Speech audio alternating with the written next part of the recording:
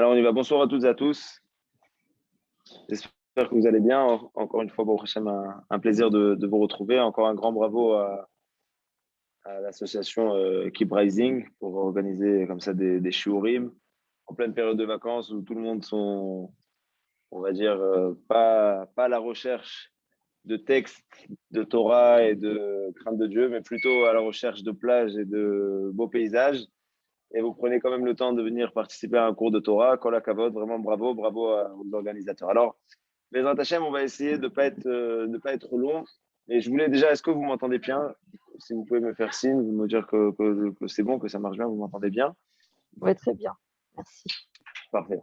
Alors, on va essayer de pas être long. On va essayer d'évoquer un thème qui est ramené dans la paracha qu'on va lire cette semaine. Dans la paracha qu'on va lire cette semaine, on va évoquer, je pense, peut-être le sujet le plus discuté de ceux qui veulent comprendre un peu plus, on va dire, sur la manière dont Akadosh Baruch Hu dirige le monde.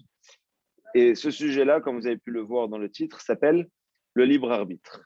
Pourquoi c'est un sujet qui est si important ou si débattu, on va dire, par énormément de monde, puisque les gens se demandent quel est mon but sur cette terre, dans ce monde-là, qu'est-ce que je fais là, pourquoi Hachem m'a envoyé ici, pourquoi je suis né. Et d'ailleurs, c'est une très très grande discussion dans le Talmud, quand il y a deux rabbanim, deux sages du Talmud, qui vraiment discutent. Est-ce que l'homme est satisfait d'être créé, oui ou non? Et la conclusion de la Gemara est qu'effectivement, si l'homme avait pu choisir de ne pas être créé, eh ben, c'est le choix qu'il aurait fait. Il aurait préféré de ne pas être créé plutôt que de venir dans ce monde-là et, on va dire, payer tout l'effort qu'on doit faire, tous les efforts qu'on doit faire dans ce monde-là. Et la Gemara conclut plus tard, mais maintenant qu'il a été créé, qu'est-ce qu'il doit faire? Il doit donc étudier la Torah. Quand on dit étudier la Torah, c'est-à-dire donc approfondir ses connaissances et voir mettre l'objectif de notre création, quelle est notre mission sur Terre. Et c'est pour ça que, comme cette semaine dans la paracha, on va en parler, vraiment les premiers versets dans la paracha, j'ai décidé de faire un petit cours, même si je sais que c'est un cours qui peut partir très très vite en débat. Il n'y a pas de problème, le débat est ouvert avec grand plaisir. Moi, en tout cas, ce qu'on va essayer de faire, c'est de ramener déjà les versets, quelques autres références et expliquer un peu le but, vraiment le but du libre arbitre. Alors venez, on commence, Bezrat Hashem. J'espère que ça va pas être trop profond. Je vais essayer vraiment d'essayer de faire les choses simples. On va dire que ça va pas être un cours avec beaucoup d'histoires et beaucoup d'anecdotes, plutôt un cours profond avec vraiment on va en sortir avec quelque chose des Hashem de bien.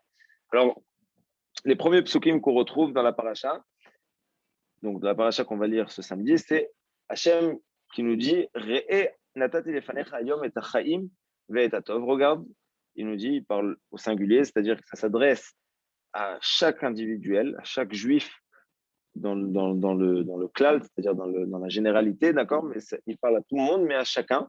C'est-à-dire qu'il n'y a pas quelqu'un qui peut se dire, bon, moi, ça ne me concerne pas, moi, ça ne me parle pas. Non, regarde-toi, regarde, je te regarde dans les yeux et dis à Kadosh Baruch Hu, et je te dis, regarde, j'ai donné devant toi aujourd'hui, et ta chaim ve'et tov, donc la vie et la bonté, et chas shalom, le contraire, la mort et le mal. Ve'et mavet ve'et hara.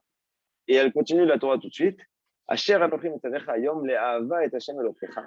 Je t'ordonne donc aujourd'hui d'aimer Hachem, ton Dieu, la lechet bedrachav, marcher dans ses chemins, velishmor mitzvotav, garder ses ordres, ses mitzvot, ce qu'Akadosh Baruch Hu nous a demandé de faire dans les versets, dans la Torah, donc à l'oral aussi, etc. Chokotav, mishpatav, les lois avec raison, les lois sans raison, tout ça, si tu les garderas, si tu les respecteras, vechaita, veravita, uverachecha Hashem Elokecha ba'aret asher ata ba shama l'erishta, tu vivras, tu te multiplieras, tu auras toutes les bénédictions qu'Akadosh Baruch Hu t'enverra dans la terre, donc que tu viens hériter, c'est-à-dire la terre d'Eretz Israël. Mais là, par contre, la Torah continue beaucoup moins, beaucoup moins positive. Elle nous dit, Veim ifne levavecha. Par contre, si ton cœur, chas shalom, se tournera, Velo tishma, et là tu écouteras pas, Venidachta, et tu seras embarqué, emballé, et tu iras te prosterner devant d'autres dieux, devant d'autres forces, ok? Et tu iras les travailler. Et là, il nous dit à Kadosh Baruch Hu, Igadet ilachem hayom, ki avet ovedun, velo tarichun yamin, que Dieu préserve. Donc, Kadosh Baruch Hu nous dit, vous allez être exterminés, votre vie sera courte sur la terre que vous allez hériter. C'est-à-dire, on voit que la Torah, en fait, elle nous donne ici une récompense pour le bien et, Chas de Shalom, une punition pour le mal. C'est-à-dire, je te donne la possibilité de choisir entre la vie, donc le bien, ou la mort, c'est-à-dire en faisant le mal. Sous-entendu, je fais le bien, je reçois du bien, je fais le mal, je reçois le mal. Alors, avant de commencer à parler vraiment, de rentrer dans le cœur du sujet, il y a une question qui se pose. C'est la question, c'est pas moi qui la pose, déjà dans le Talmud, et vous avez dû tous vous la poser un jour, cette question. Pourtant, on voit des gens qui font du bien et qui traversent une vie pas facile. Et de l'autre côté, on voit malheureusement des gens qui font énormément de mal, mais ont la belle vie. En tout cas, de ce qu'on voit de nous, on croit qu'ils ont la belle vie. Alors, avant de rentrer même dans le sujet, je veux juste expliquer ça très, très rapidement. Il faut comprendre que déjà, ce qu'on voit, nous, c'est pas ce qu'Hachem voit. Et c'est très important de comprendre ça. C'est un point vraiment fondamental à savoir, à comprendre dans tout ce qu'on juge. On va dire, d'accord, on a une mitzvah de juger favorablement. Bon, il y a une autre question, on ne va pas rentrer de ça. Pourquoi Bichlal juger? Pourquoi juger? On n'a qu'à ne pas juger. Mais en tout cas, on a une mitzvah de juger favorablement. Qu'est-ce que ça veut dire de juger favorablement? Quand on voit une personne qui fait une mauvaise action, de se dire non, elle a dû le faire pour telle et telle raison et justifier la mauvaise action. Par exemple, l'exemple le plus simple, Rav Shlomo Zalman Auerbach, qui vivait ici, où je me trouve actuellement à Beit Vegan à Jérusalem, lui, il avait comme coutume, comme habitude, dès qu'il voyait une voiture Shabbat, il disait Mazal Tov, c'est sûrement une femme qui va accoucher. C'est-à-dire pour lui, un juif qui prend la voiture Shabbat, c'est forcément qu'il accompagne une femme à l'hôpital ou quelqu'un qui a besoin d'aller à l'hôpital Shabbat, ce qui est permis d'après la loi juive, puisque la loi juive est là pour vivre et pas pour Chas de Shalom pour combien. D'accord? C'est pour ça qu'on a le droit de transgresser le Shabbat et les mitzvot de la Torah, sauf trois, pour faire vivre la personne. Donc lui, c'était sa coutume, ça s'appelle juger favorablement. Mais il faut comprendre plus que ça, c'est que quand nous, on juge une personne, c'est à notre vision à nous, c'est-à-dire c'est limité à notre vision à nous. Mais derrière notre vision, il y a une vision qui est beaucoup plus profonde, c'est la vision d'Akadosh Baruch Hu, d'Hachem, qui lui est ce qu'on appelle Bochen Levavot. Lui, il peut examiner les cœurs, il peut comprendre qu'est-ce qui se cache derrière chaque action. Donc nous, quand on va voir quelqu'un qui fait du bien et qui reçoit du mal, alors déjà, nous, on a jugé que c'est du bien, mais c'est pas forcément bien, puisque peut-être à son niveau, il aurait pu faire beaucoup, beaucoup mieux. Et en plus de ça, quand nous, on juge qu'il a reçu du mal, et ben peut-être c'est pas du mal, puisque derrière ce mal-là, peut-être, Hachem, pas peut-être, sûrement Hachem sait ce qu'il fait, et finalement, ça va être pour son bien. Et le contraire aussi, quand on voit un rachat qui reçoit du bien, eh ben, ou on peut dire que le bien peut-être n'est pas un bien pour lui et c'est une épreuve dans le bien qui existe. D'accord? Cette semaine, j'écoutais un rave, il finissait un shiur et j'ai beaucoup aimé dans la manière dont il a fini son shiur. Il a dit qu'on soit mis à l'épreuve de la richesse et qu'on arrive à surmonter l'épreuve de la richesse. C'est-à-dire que même le bien, des fois, c'est une épreuve. Donc Hachem, il décide de mettre la personne dans l'épreuve du bien. OK? Mais en plus de ça, nous, on l'a jugé rachat, on l'a jugé mécréant, peut-être c'est un grand sadique. Pourquoi? Parce que lui, à son niveau, juste une bracha qu'il va faire avant de manger, pour lui, c'est waouh. Et aux yeux d'Akadosh Baruch Hu, ça vaut plus que 1000 ou je sais pas combien de milliers d'heures de Torah qu'il aurait pu étudier ou de Shabbat qu'il aurait pu garder, etc. Parce que lui, à son niveau, cette bracha-là ou ce moment où il a fait la tzedaka, etc., c'est énorme pour lui à son niveau. Donc, bref, on voit que le bien que la Torah elle nous promet et le mal qu'elle nous promet si on agit dans le mal, c'est pas forcément un bien qu'on vivra sur cette terre-là ou un mal qu'on vivra sur cette terre-là, mais il y a euh, le Olam Haba, le monde futur, et là-bas, on sera récompensé pour le bien et au Chaz de Shalom peut-être puni pour le mal. En tout cas, voilà, c'est les comptes d'Akadosh Baruch Hu, on va pas rentrer dans tout ça. Mais en tout cas, on voit ici que la Torah, elle a fait un truc très clair. Elle a dit un truc très clair. Elle a dit, tu fais le bien, tu reçois le bien. Tu fais le mal, tu reçois le mal. Sous-entendu, ça dépend de qui de faire le bien ou le mal, que de moi. Et d'ailleurs, comme on a dit, elle parle à chacun. Re'e anochi noten lefanecha hayom. Regarde ce que je te donne à toi. Je te donne la possibilité de choisir entre le bien et le mal. Et ce que demande Akadosh Baruch Hu à l'homme, c'est quoi? C'est ubacharta b'chaim. Tu choisiras le bien. C'est le devoir qu'Akadosh Baruch Hu nous demande d'accomplir sur cette terre, dans ce monde, c'est de choisir le bien. Ubacharta b'chaim. Alors, pour commencer, je veux vous ramener quelque chose, un commentaire qui s'appelle le Meshech Chochma, extraordinaire, sur vraiment les premiers versets de la Torah, au moment où Akadosh Baruch Hu crée l'homme. Donc le sixième jour, Akadosh Baruch Hu crée Adam et Chava. Et là, la Torah nous dit un passage intéressant, elle nous dit Naasa Adam betzalmenu kidmutenu. C'est-à-dire Akadosh Baruch Hu a fait l'homme, l'homme a été fait, Akadosh Baruch Hu, betzalmenu kidmutenu, à notre image, à notre ressemblance. Le Meshech Chochma, il nous dit quelque chose d'extraordinaire. Il nous dit comme ça, il nous dit que le libre arbitre est un résultat du fait qu'on ressemble à Kadosh Baruch Hu. La Torah nous dit qu'Hachem a créé l'homme à l'image de Dieu. Vous savez où on retrouve le mot Tselem, le mot Tselem, le mot image, vous savez, on ne le retrouve pas très souvent dans la Torah. Un autre endroit où on le trouve, c'est carrément dans une autre circonstance beaucoup plus triste. C'est quand les ennemis d'Israël ont gagné la guerre sur Yerushalayim et ont mis ce qu'on appelle Tselem Baechal, une image donc d'un autre Dieu dans le Saint des Saints, dans le Beth Amikdash, dans l'arche. Donc on voit que en fait, Tselem, le mot Tselem, ça veut dire à l'image. Et Akadosh Baruch Hu, il dit, j'ai créé l'homme Ketsalmenu, à notre image, à mon image, il dit Akadosh Baruch Hu. C'est-à-dire qu'on est tous à l'image de Dieu. Ça veut dire quoi on a été créé à l'image de Dieu? Quelqu'un peut m'expliquer, ça veut dire quoi? On a été créé à l'image de Dieu? Qu'est-ce que ça veut dire ça? On a été créé à l'image de Dieu.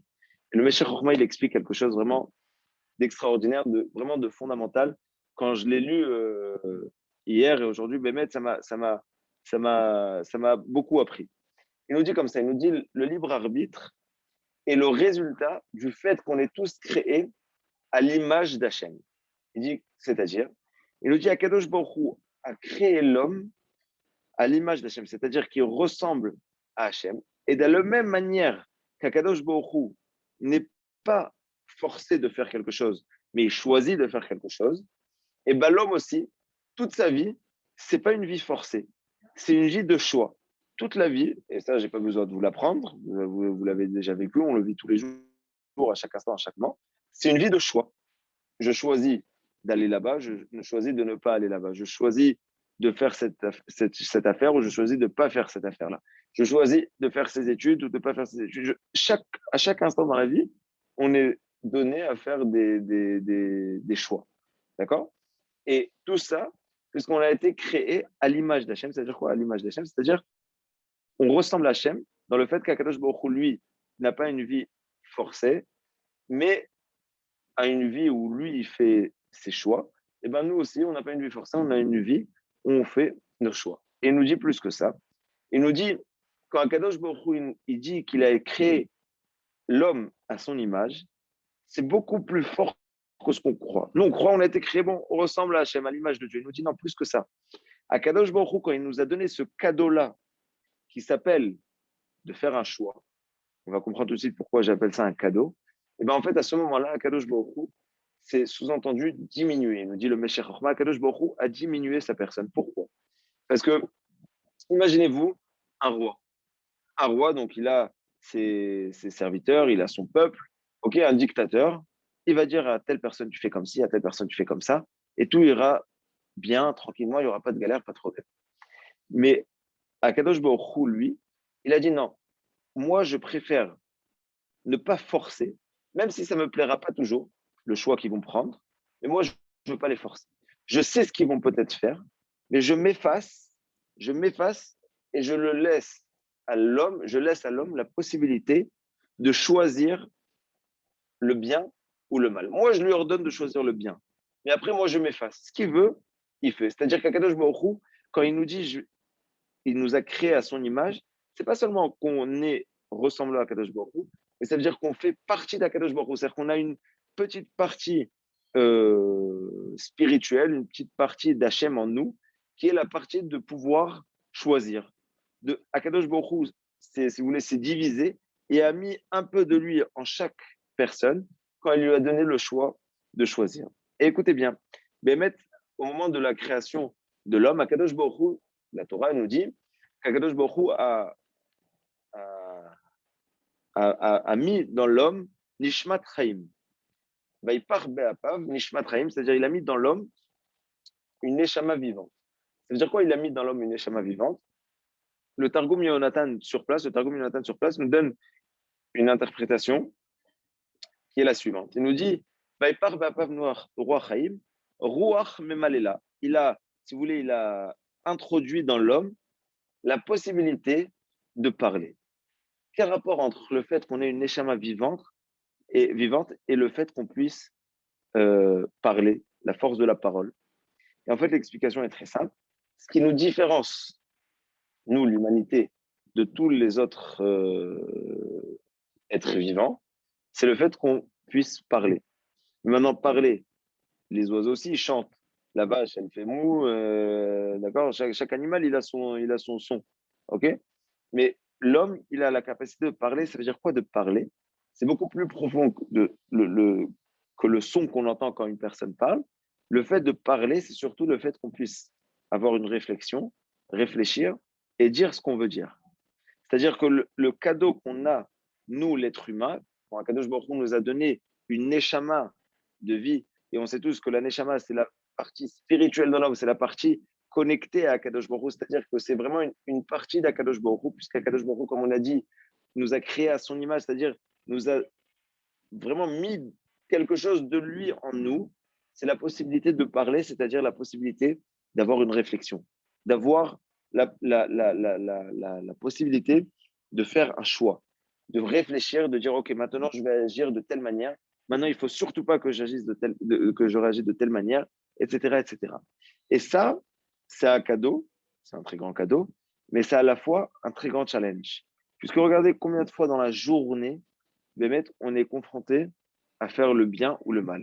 Ça peut être le bien et le mal pour Akadosh Baruch Hu, comme faire Shabbat, garder les lois de la Tara Mishpacha, la cache-route, dans quel plat je vais, qu'est-ce que je regarde, qu'est-ce que je ne regarde pas, et mille et une choses.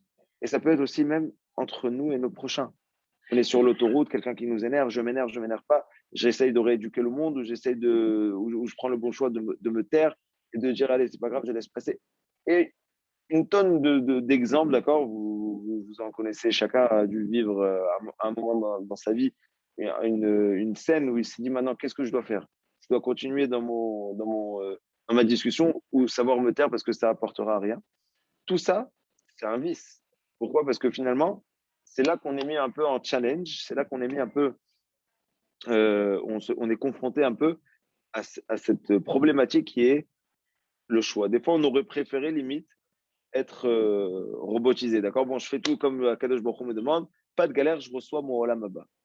Mais là, en fait, ça nous amène à un autre point. Mais juste avant d'arriver à un autre point, je vais vous lire le langage du Rambam. Le Rambam, il a un langage extraordinaire qui nous donne vraiment, il nous illumine vraiment ce chemin-là, le chemin du libre arbitre. Le Rambam, il nous dit comme ça, Reshut l'école à Adam et Touma, c'est-à-dire l'homme a la permission, c'est-à-dire a le droit, a la possibilité, si vous voulez, s'il veut se mettre sur le droit chemin et devenir un tzaddik, areshut biado. Il a le droit, il a la possibilité. Mais si chas shalom, mais si chas shalom, il préfère tourner vers d'autres chemins et devenir un rachat, areshut biado. Il a quand même le droit. Et c'est ce qu'il y a écrit dans la Torah.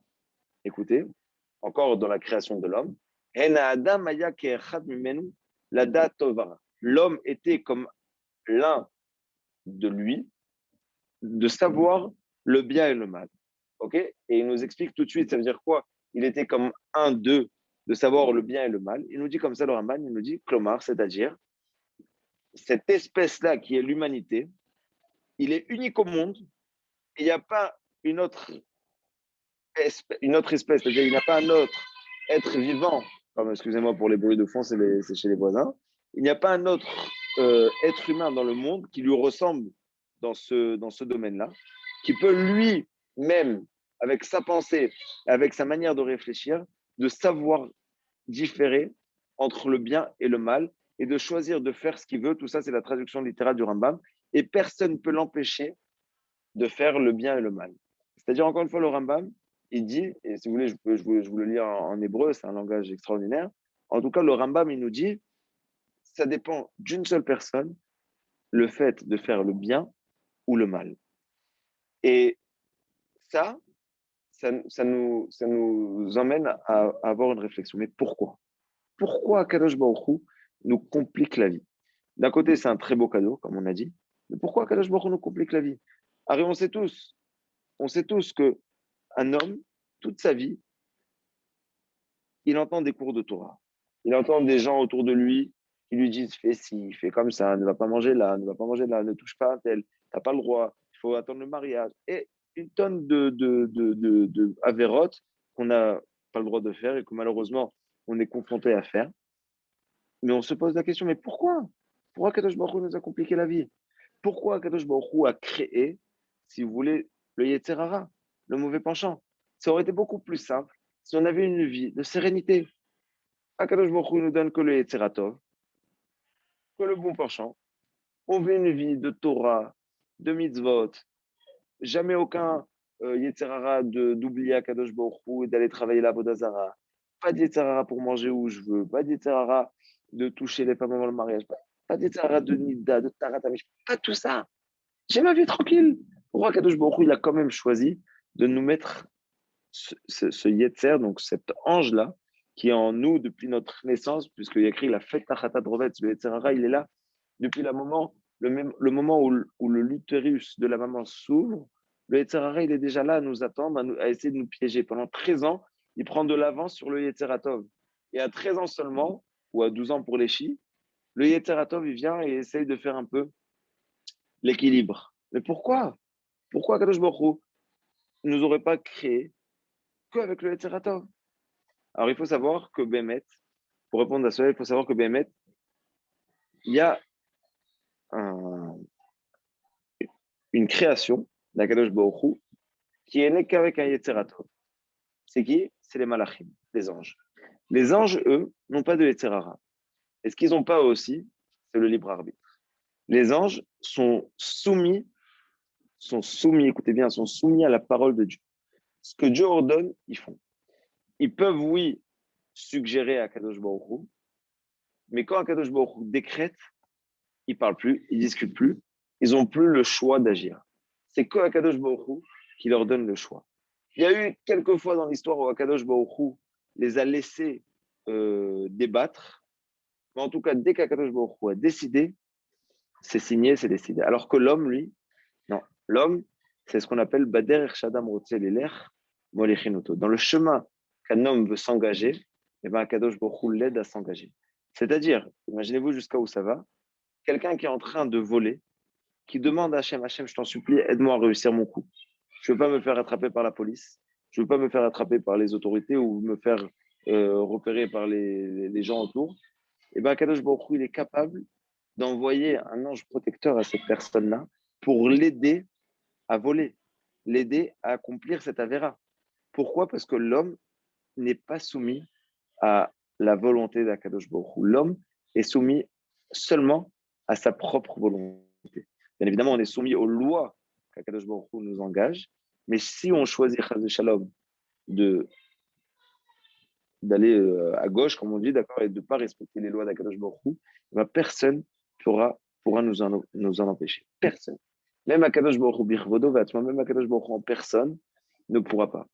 Il y a eu à quelques histoires dans le Talmud, et on va en parler tout de suite, avec qui Akadosh Baruch Hu a annulé le libre arbitre. Une des personnes, c'était Paro. Paro, quand les Béné Israël voulaient sortir d'Égypte, Akadosh Baruch Hu, il a écrit qu'il a endurci le cœur de Paro. C'est-à-dire quoi? Il a endurci le cœur. C'est-à-dire qu'il lui a annulé le choix de faire, annulé la possibilité de faire un choix. Paro, lui, naturellement, ce qu'il aurait voulu, c'est de se débarrasser des plaies et de se débarrasser de cette galère qui s'appelle le Ham Israël, puisque depuis qu'il les a et Akadosh Baruch Hu lui a ordonné de les sortir, il est en train de se taper du sang, des poux, etc., des grenouilles. Et pourtant, à chaque fois qu'il veut les libérer, dès que Moshe Rabbeinu part, il regrette. Non, je les garde. Ça, c'est qui lui a fait? C'est Akadosh Baruch Hu qui lui a endurci son cœur.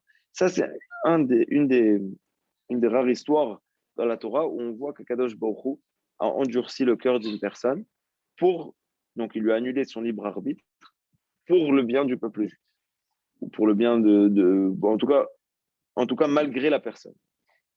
Et il y a un autre endroit où il y a deux exemples encore, un qui est magnifique, je dois dire en dernier, et un deuxième, c'est tous les rois et tous les grands ministres, les premiers ministres, etc. Il y a écrit que eux, l'Ibam, Birshut Akadosh Baruch Hu, le cœur est entre Akadosh Baruch Hu, et entre les mains d'Akadosh Baruch Hu. C'est-à-dire, nous, on est là, on allume 20 heures les infos, on entend qu'Obama, enfin, je ne sais pas comment il s'appelle, l'Américain Biden, il a choisi ça, Macron, il a choisi telle personne, Netanyahu, Bennett, il a choisi telle chose, etc. Et là, on dit, mais comment ça, c'est pas possible. Et il y a une guerre qui a été déclenchée dans je sais pas quel pays parce que deux premiers ministres se sont pas entendus. Mais comment c'est possible? Mais comment c'est possible?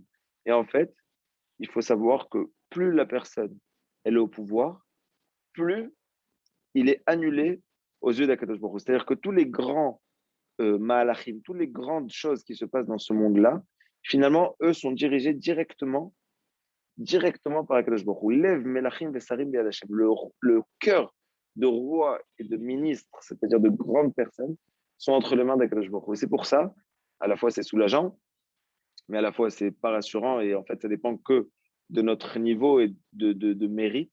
Et c'est pour ça que très souvent, quand on voit des personnes qui font très très peur au peuple juif, par exemple des gens de gauche en France ou je sais pas où aux États-Unis, qui montent au pouvoir, on dit oh là là, mais qu'est-ce qui va se passer pour les juifs de ce pays? Comment ils vont réagir pour l'État d'Israël? Ben, il ne faut pas s'inquiéter. Parce que quand il n'était pas Premier ministre, il était inquiétant. Dès lors qu'il devient Premier ministre ou président, vous avez compris, président, et ben là, il est plus, il est plus entre ses mains, il est entre les mains d'Akadosh Baruch Hu. Et tout ce qu'il va faire, c'est pour jouer un rôle dans l'avancement du monde vers le monde parfait, le monde du Mashiach, Bezrat Hashem, la venue du Mashiach. Et en fait, eux, c'est vraiment, ils réagissent comme des pions. Ils ne sont pas au courant, ils ne le sentent pas. Mais finalement, c'est le choix d'Akadosh Baruch Hu d'agir comme ça. Donc ça c'est pour vraiment diriger, si vous voulez, le grand Mahalar, c'est-à-dire vraiment le grand courant, on va dire, d'accord, du monde vers le monde parfait, le monde du Mashiach. Et le troisième exemple, qui est aussi, nous le ramène le Meshech Chochma, où on voit que notre cœur a été si vous voulez, embarqué, d'accord, par Akadosh Baruch Hu, et on n'a plus le choix de choisir, on n'a plus la possibilité de choisir, c'est quand, écoutez bien, c'est tout juif à travers le monde pour aimer Akadosh Baruch Hu. J'explique tout de suite. Il y a écrit quelque chose de très très beau. Il y a écrit que le Korban Ola, le sacrifice donc qui s'appelle Korban Ola. Ola, ça veut dire monte. C'est-à-dire c'est le sacrifice que toutes les parties du sacrifice étaient brûlées sur le misbéach, sur l'autel pour Akadosh Baruch Hu, où il était ramené, toujours sur le côté nord de l'autel, du misbéach. Korban Ola, on le ramenait Batsafon. Tsafon, ça veut dire le nord. Et Chachamim s'interroge, pourquoi Tsafon? Qu'est-ce qu'il y a avec le Tsafon? Et Chachamim répondent la réponse suivante. Le premier Ola de l'histoire, le premier Korban Ola, le premier sacrifice qui était entièrement pour Akadosh Baruch Hu, qui a été rapproché sur un misbéach, sur un autel pour Akadosh Baruch Hu, c'était où? Et qui? Finalement, il n'est pas monté. C'était la Akedat Yitzhak. Quand Avraham a ligoté Yitzhak sur l'autel pour le tuer, puisqu'Akadosh Baruch Hu lui a demandé de faire, puisqu'Akadosh Baruch Hu lui a demandé de faire ça, c'était un Korban Ola.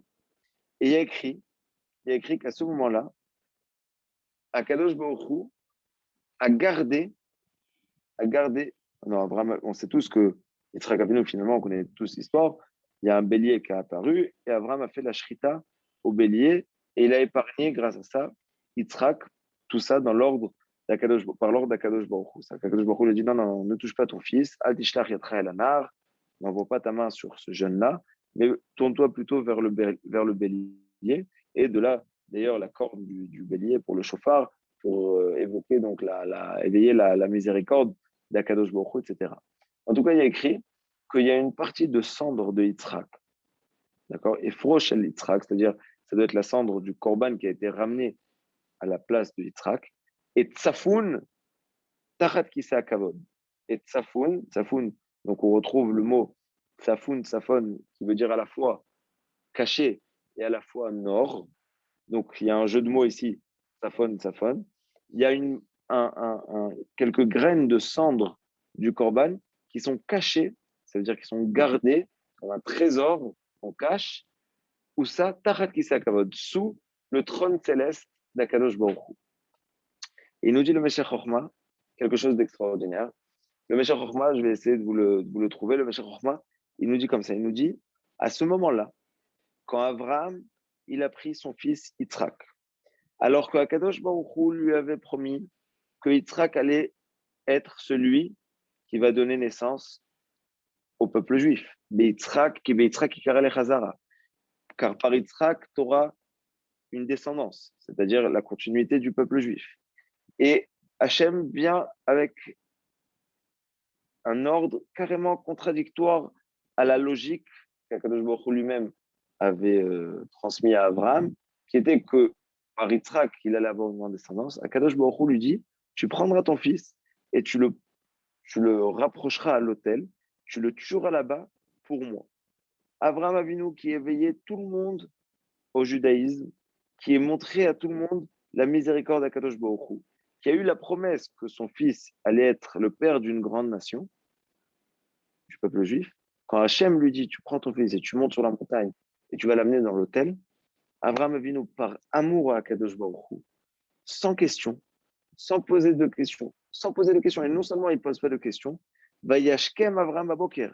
Abraham se lève tôt le matin pour accomplir l'ordre d'Akadosh Baruch Hu. On aurait dû dire, attends, finis la journée avec ton fils avant le coucher du soleil, tu fais ce qu'Akadosh Baruch Hu te demande. Non, non, non. Va yashkem Abraham Aboker. Je me lève tôt, il dit Abraham, pour accomplir avec amour ce qu'Akadosh Baruch Hu me demande de faire. Et Akadosh Baruch Hu, et Abraham marche, attache Yitzhak, il est vraiment prêt à le tuer pour Akadosh Baruch Hu, même s'il ne comprend pas. Et c'est contre toute la logique. Et ben, ce sacrifice-là de Abraham, il est tsafoun, cette Messirut Nefesh-là, ce don de soi, de l'amour d'Abraham Avinu envers Akadosh Baruch Hu, est caché sous le trône céleste. Ok. Et il nous dit le Meshech Chochma, cet acte-là cette action-là qu'Abraham a fait, a engendré que dans chaque Neshama, dans chaque juif à travers le monde, il y a un moment où si, shalom, pas où, mais plutôt s'il sera confronté entre l'amour d'Akadosh Baruch Hu et shalom, faire quelque chose de grave, eh ben le juif va choisir l'amour d'Akadosh Baruch Hu, malgré lui. C'est-à-dire quoi malgré lui? Ça veut dire que là, il aura même plus le droit, il aura même plus le droit au choix. C'est-à-dire qu'Akadosh Baruch Hu nous annule le choix. Il dit Karov, ça veut dire il est proche qu'Akadosh Baruch Hu nous annule la possibilité de faire le choix d'aimer Akadosh, de l'aimer. C'est-à-dire que tellement c'était fort l'action de Abraham que nous, en tant que ses enfants, on hérite jusqu'à aujourd'hui de cet amour, qu'on veuille ou non. Et c'est pour ça, ça explique pourquoi pendant les pogroms, pourquoi pendant la Deuxième Guerre mondiale, pendant la Shoah, où des fois les nazis, ou à l'époque pendant les pogroms, ils donnaient la possibilité, ou en Espagne, il y a 500 ans, pendant l'Inquisition, ils donnaient la possibilité aux Juifs de choisir de laisser la religion de côté, devenir chrétien, on te laisse vivre ta vie tranquille, ou ras shalom de souffrir, mais quand tu souffres, bah, finalement, tu montres l'amour que tu as envers Hachem, et ben même des gens qui étaient très loin de la religion, avec aucune connexion réelle à la Torah et au mitzvot, ni Shabbat, ni pureté familiale, ni étude de la Torah, ni tout ça.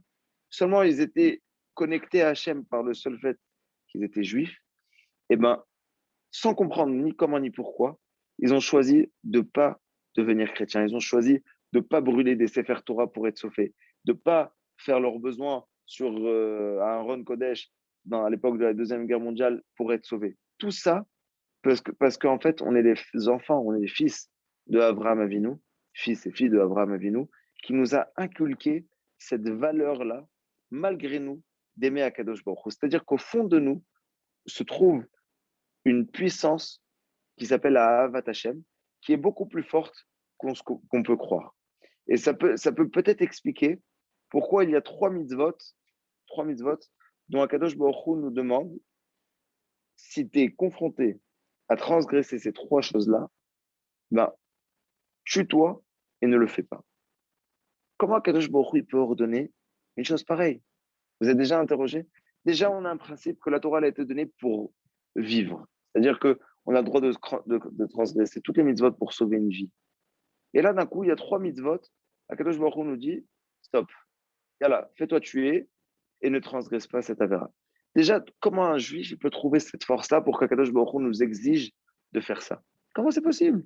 Et ben en fait, d'après ce qu'on vient d'expliquer là, quand on sait que pour l'amour d'Akadosh Baruch Hu, à un certain degré, c'est-à-dire quand il ne s'agit pas d'un amour au quotidien qu'on devrait tous ressentir pour Akadosh Baruch Hu, mais d'un amour beaucoup plus intense, beaucoup plus fort, qui s'éveillera un jour en nous, et ben là, on n'aura même plus le droit au choix. Et ben Akadosh Baruch Hu, il sait qu'un homme, il sera même prêt de se faire tuer plutôt que de transgresser ces trois autres. Pourquoi? Par le seul et unique fait que cette personne-là est un, un descendant de Abraham Avinu qui a caché devant un Kadosh Baruch Hu, devant le trône céleste, d'accord, par ces actions-là, une cendre, d'accord, une partie de cendre d'amour qui signifie l'amour du juif envers Akadosh Baruch Hu. Et plus que ça, j'étais en train de réfléchir hier, peut-être expliquer qu'en fait les trois avérotes sont trois avérotes qui prouvent vraiment l'amour qu'on a envers Akadosh Baruch Hu. La première avéra, qui est très simple à expliquer, c'est la Avodazara. La Avodazara, donc l'idolâtrie, quand un homme se tourne vers l'idolâtrie, ben finalement il montre à Akadosh Baruch Hu qu'il l'intéresse pas. Il n'est pas intéressé par Akadosh Baruch Hu. C'est-à-dire que c'est vraiment tout le contraire que l'amour envers Hachem. Or, d'après ce qu'on vient de dire, l'amour qu'on a envers Hachem, elle est inculquée en nous. C'est-à-dire qu'on doit se faire tuer, on doit se faire tuer pour pas transgresser ça, puisqu'on est capable, elle est là, cet amour-là. La deuxième chose, c'est quoi? C'est de tuer. De tuer, c'est quoi? C'est effacer l'image, comme on a dit au début, que l'homme, l'essence de l'homme, c'est qu'elle a été créée à l'image de Dieu et qu'il lui a été donné le choix, la possibilité de choisir. Donc, quand un homme, il va tuer, bah, finalement, il tue pas seulement un être humain, il tue une partie vivante d'Akadosh Baruch Hu. Donc, ça contredit l'amour qu'on a entre Akadosh Baruch Hu. Et la troisième avéra qu'on doit se faire tuer et pas la transgresser, c'est les harayot, c'est l'idolâtrie. Et ça, la vérité, je me suis beaucoup, hier, j'ai beaucoup réfléchi dans la soirée, quand je préparais un peu le cours, de comprendre, je suis sûr qu'il y a quelque chose. Si quelqu'un a une idée, c'est sûr qu'il y a aussi quelque chose, d'expliquer qu'est-ce qu'il y a en transgressant cette avéra qui est contre, si vous voulez, qui est contre l'amour d'Akadosh Baruch Hu. Peut-être le fait que c'est toujours fait à deux, c'est pas une avéra qu'on peut faire tout seul, donc on fait fauter quelqu'un, je sais pas. La vérité, je sais pas, ça à réfléchir, à éclaircir ce point-là, mais en tout cas, la possibilité de se faire tuer par Akadosh Baruch Hu, c'est quelque chose qui est là malgré nous. Parce qu'on n'a plus le choix, puisqu'Avraham Avinu, il nous a fait ce chesed-là, de prouver un amour tellement fort pour Akadosh Baruch Hu, avec une telle intensité, qu'elle a été transmise, cet amour-là a été transmis à nous, les enfants de Avraham Avinu. Revenons à la question. Pourquoi Akadosh Baruch Hu nous a fait ce cadeau-là, d'accord? Ce cadeau-là qui s'appelle le libre arbitre. Et en fait, c'est très simple, et je finirai avec ça. C'est très simple, on sait tous qu'il y a, ou peut-être pas, une notion qui s'appelle manger gratuit. Nahama de Kisoufa. Manger gratuit, c'est quoi? C'est égal, d'accord, à un pain de honte. Imaginez-vous maintenant, tu marches dans la rue, tu vois un pauvre. Tu vois un pauvre, et toi, tu as une boîte. Tu as une boîte, tu peux employer du monde, ok? Et tu as aussi, au Hachem, beaucoup de moyens. Tu as deux possibilités. Tu as ce pauvre-là, et tu dis, bon, moi, je passe ici tous les jours en allant au travail. Tous les jours, je vais lui donner 100 euros. Donc, vous pouvez bien vous imaginer que le gars avec 100 euros tous les jours, finalement, c'est un beau salaire. Le gars, il peut vraiment, il peut, il peut se remettre sur pied, comme on dit. D'accord? Faites le compte, c'est un salaire de 2500 euros par mois. Le gars, il peut être bien. Mais j'ai une autre possibilité, c'est de voir cette personne, de quoi elle est capable, et de l'embaucher. Et il gagnera quoi? Il gagnera un SMIC de 1500 euros. Qu'est-ce qui est mieux à votre avis? Qu'est-ce qui est mieux à votre avis? De lui donner tous les jours 100 euros, donc une plus grande somme à la fin du mois, ou de l'embaucher, de lui donner une place dans la boîte, ok, et de lui donner un SMIC de 1500 euros. Il y a une différence quand même dans le salaire final. Qu'est-ce qui est préférable? Qu'est-ce qui est mieux de faire?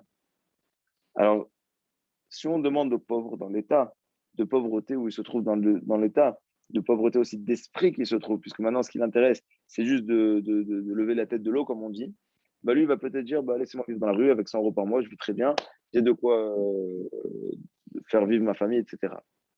Mais si on demande à un barda, c'est-à-dire à quelqu'un d'intelligent, à quelqu'un qui a la possibilité de s'asseoir et de réfléchir, il va dire, mais bien sûr que si tu prends ce pauvre-là et tu vas lui donner un SMIC, mais tu vas lui donner le kavod de gagner son pain, de gagner sa vie, pas bechesed, pas par allez, on m'a fait plaisir, on m'a fait une faveur, mais parce que je le mérite, parce que je travaille, parce que je donne 8 heures dans ma journée pour travailler et je gagne cet argent, c'est sûr que la personne préférera ça plutôt d'être redevable à ce riche qui passe là tous les matins et qui lui donne 100 euros. C'est évident, c'est clair. Personne n'aime être euh, là toujours à dire merci à une personne pour un service qu'il lui a rendu. C'est très inagréable, d'accord? D'ailleurs, c'est fou, tellement c'est inagréable, c'est que on doit savoir recevoir. C'est-à-dire que des fois, le plus grand don de soi, c'est de savoir recevoir. Pourquoi? Il y a des personnes, ils n'aiment pas recevoir. Pourquoi? Parce que quand ils reçoivent, ils disent, oh là là, mais si je reçois gratuit, ça veut dire que moi, comme je ne veux pas vivre dans ce sentiment-là d'avoir reçu gratuit, je vais devoir lui redonner. Je vais savoir, je vais devoir lui dire merci et être redevable. Je ne veux pas. Je préfère pas recevoir. Tellement, c'est pas agréable de recevoir gratuit, d'accord? Qu'une personne, elle est capable de refuser des cadeaux pour ça, pour pas être redevable. Donc, on voit que finalement, le gratuit ne vaut pas la peine, d'accord? De base. Et c'est pour ça qu'on dit que le plus grand don de soi, enfin le plus grand, mais en tout cas, une des mahalotes, c'est-à-dire un des avantages de savoir donner, c'est aussi recevoir et donner ce qu'on doit donner derrière, le merci, la gratitude, etc. Et pareil pour Akadosh Baruch Hu. Et là, en fait, Akadosh Baruch Hu nous a fait exactement ce cadeau-là en nous créant le Yetzer Hara, en nous donnant le choix, d'accord, en nous donnant la possibilité de choisir. Akadosh Baruch Hu nous a dit, tout ce que tu mérites, tu l'auras, mais pas avec le sentiment de chesed, pas avec le sentiment que je te fais une faveur. Non, dans le sentiment où j'ai travaillé, je mérite, je reçois. Je n'ai pas travaillé, je ne mérite pas, je ne reçois pas. Si une personne choisit de rien faire et de vivre dans ce sentiment de pauvreté et de vivre comme une, allez, Akadosh Baruch Hu, il m'envoie, il a fait un choix. Mais de base, Akadosh Baruch Hu nous donne la possibilité de vivre avec ce sentiment d'orgueil qui s'appelle je vis par mes propres moyens. Je reçois, et je parle spirituellement parlant, par mes propres moyens. C'est-à-dire que tout ce que j'ai, je le mérite parce que j'ai travaillé dur, parce que j'ai donné de mon temps, parce que j'ai donné de ma personne, j'ai donné des efforts matériels, spirituels pour pour ma réussite spirituelle. Donc, c'est pas un nama de Kisoufa, c'est pas un pain de honte, mais un pain d'honneur. Et tout ce qui nous attend au Lamaba, au monde futur jusqu'à 120 ans, eh ben on viendra devant Akadosh Baruch Hu, prendre notre récompense, fier de nous. Voilà. Comme quelqu'un qui vient à la banque avec un chèque pour l'encaisser, prendre des espèces, on viendra devant Akadosh Baruch Hu en lui demandant, tiens, voilà, Akadosh Baruch Hu, je mérite tant et tant, bien évidemment, si on est méritant. Et que pour ça, que pour ça, Akadosh Baruch Hu a créé, Hachem a créé dans l'humanité la possibilité de faire un choix, de vivre, comme elle nous dit la paracha, regarde ce que je te donne aujourd'hui devant toi, et ta chaïm, la vie, la mort, la possibilité donc vraiment de choisir entre notre mort et notre vie, c'est-à-dire entre le bien et le mal. Mais sache, nous dit Akadosh Baruch Hu, ce que je te demande, c'est Ubachar Tabachaim. Et si tu choisiras le bien, eh ben, il y a une grande récompense qui t'attend. Et non seulement elle t'attend, elle sera donnée avec kavod, avec honneur. Mais ce qu'il nous reste à faire, c'est d'agir et d'être des gens qui sont Bocharim, Bachaim, qui choisissent la vie, une vie de Torah, une vie de spiritualité. C'est pas facile. C'est comme je l'ai dit, c'est une confrontation de tous les jours, de chaque instant, de chaque moment, de savoir est-ce que je fais Birkat, est-ce que je fais pas Birkat, est-ce que je fais Netilat Yadayim, est-ce que je fais mes brachot, est-ce que je mets mes tchilin, est-ce que je fais Shabbat, est-ce que je garde Tarat Mishpacha, est-ce que je. À chaque instant dans la vie, on est confronté à faire des choix. Et c'est vrai pour la Torah et c'est vrai aussi pour d'autres choix qu'on doit prendre dans la vie. Eh ben, Kadosh Baruch Hu nous a donné ce cadeau-là de pouvoir faire les bons choix. Et si on ne sait pas faire toujours les bons choix, eh ben, ce n'est pas grave. C'est pour ça qu'Akadosh Baruch Hu nous a envoyé des rabbinim qui peuvent vraiment nous donner des super conseils, même dans la vie du jour le jour, c'est-à-dire dans ce qu'on appelle les hanagot, donc dans les comportements du jour le jour. Je dois prendre tel travail, je ne dois pas prendre tel travail, on va proposer tel poste, je prends, je refuse. Des fois, on est trop troublé, on ne sait pas quoi faire, on est confronté vraiment à deux, trois propositions ou des fois le contraire, à zéro et on ne sait pas quoi faire. Est-ce que je m'oriente vers là ou vers autre part? Eh ben, on a des rabbinim qui, eux, sont vraiment, comme on en a parlé le cours d'avant, sont proches d'Akadosh Baruch Hu et une parole à eux a une valeur, d'accord, aux yeux d'Akadosh Baruch Hu et Bémet, on pourra à travers eux choisir la vie, choisir le bien. Et c'est ce que je nous souhaite, Bezrat Hashem, qu'on puisse, par le mérite qu'on a, par ce mérite qu'on a le libre arbitre, vraiment toujours être des gens qui sont Bocharim, Bachaim. Si Dieu veut, je vous souhaite à toutes et à tous une bonne soirée et à très bientôt.